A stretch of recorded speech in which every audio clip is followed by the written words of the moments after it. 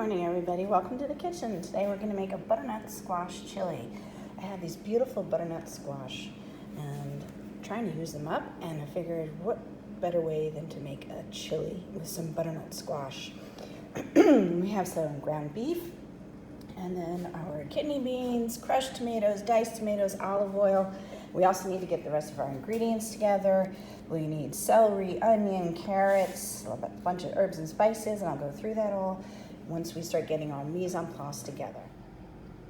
So I want to use 1.5 large Spanish onions for this chili, and I want to point out to you, I want to save these ends, and I'm going to save them for stock. So I put them in the freezer. Whenever I'm making a large batch of chicken stock or vegetable stock, I throw all of those in. And when I'm done peeling, I rinse it under cold water, and that helps prevent me from crying while I'm cutting up all the onions. So that's just a little trick to help you out. And then I'm gonna cut these into nice cubes. So I have some right here, and that's the size I want.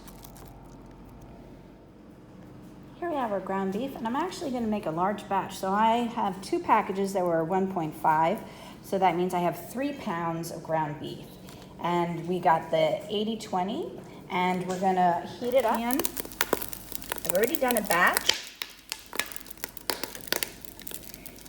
and I've strained it. I put it in the colander because I like to drain off the excess fat. But here we have the bottom of our pan, and we want to keep all those brown bits that has a lot of the flavor. So once I get that warmed up, I'm now going to add in some olive oil and all of the flavoring that we have in there. So I'm going to add a tablespoon of olive oil, and I'm going to add in onions and saute them.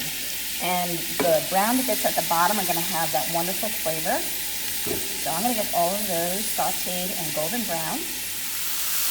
So while I have my onions sauteing in here, I've already started my next batch of ground beef. And this time I'm just doing it in a frying pan. And I'm going to break it up as it's cooking and keep stirring it. You want to get every little bit brown. These broken up and browned. That's going to take a while. Keep doing that. So our beef has been browning, and I'm cooking it. And I want you to show you. See all that grease, all that fat? That's why I strain it before I add it into our chili, because we want to get off all of that excess fat. Okay. I use olive oil in the recipe as a good fat, and we want to get rid of this animal fat because it's a saturated fat, not the healthy. When I'm preparing the butternut squash, I peel the outside with a peeler, and then I slice it in half so that it's easy to work with. I slice this thick, and then I can slice them this way, long strips, and then I'll slice it this way. All right, so that'll get nice cubes. Here's our butternut squash, and I've weighed out 1.5 pounds or 24 ounces. And it's more accurate to use a weighted amount for your recipes. So I'm gonna write this down, 24 ounces. The first time I did it, I wrote 1 butternut squash, peeled, seeded, and chopped in 1/2-inch chunks. So that's fine for me because I can remember what size butternut squash I did. But if you look right here, 1 butternut squash could be as small as this or as large as this, and there's no way to know. Each one is a different size. So the best way to make sure your recipe is consistent is to get the measured amount. So we now have 24 ounces, and that is the amount we're going to put in this batch of butternut squash chili. The onions have been sauteing for quite a while, so now they're translucent and nice and soft. And you can see all of those browned pieces of beef came off the bottom. And I'm going to add in now our carrots and our celery. I'm going to saute those. Now, sometimes when I make chili, I don't add any carrots or celery. But this one is a fall, autumn special with the butternut squash, so I wanted to be a little hearty and have some more root vegetables in it, so that's why I use the carrots and celery, and that'll help give it a really good earthy balance of flavor. Here are our seasonings. I have our cumin, our cayenne, black pepper, kosher salt, and my chili powder. We just bought a container of it at the store.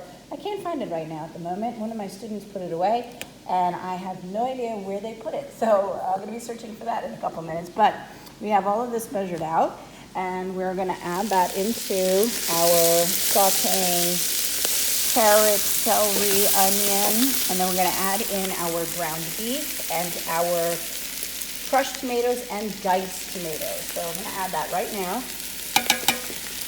And I like to cook my chili for a long time to let all those flavors blend together. I also like to make it the day ahead, so the flavors can sit overnight and really meld together. Because of that, I'm not going to add the butternut squash right now. I'm going to save that for later on. I don't want the squash to melt too much into it. I want you still to be able to see the seeds of butternut squash in the finished chili. So I'm going to get all of those seasonings put in. And then I'm going to add in our diced tomatoes. And that bell means I got to get to class. So let me just quickly get this in and turn the stove on a low simmer.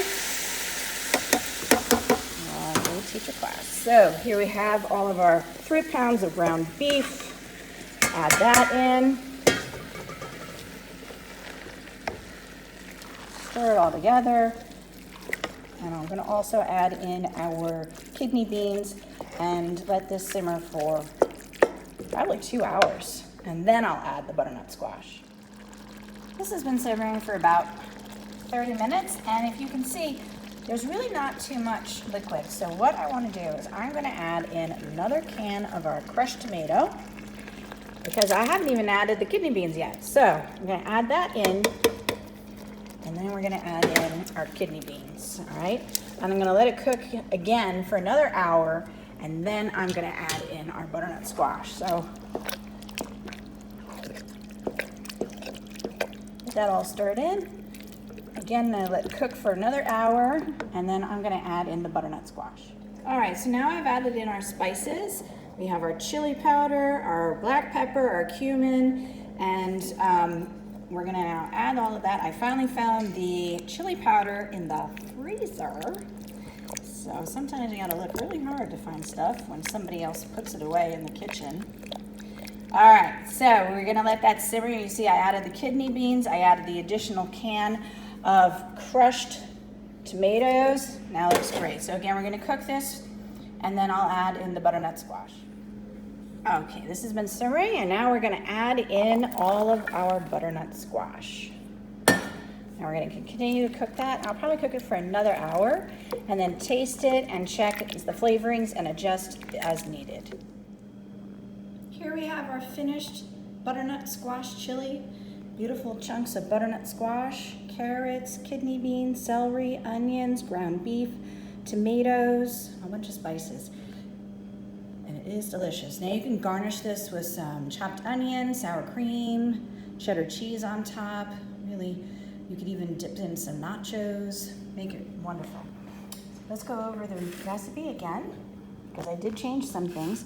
So we made a bigger batch because we had 3 pounds of ground beef. So I made a big batch in this big, very big pot, enough to feed our high school class. And so I used 3 pounds of ground beef, 1 tablespoon of olive oil, 20 ounces of chopped onions, 8 ounces of celery, which is about 4 stalks, 8 ounces of carrots, which is about 4. And then I increased the cumin to 1 tablespoon plus 1 teaspoon. Increase the chili powder to 1 tablespoon.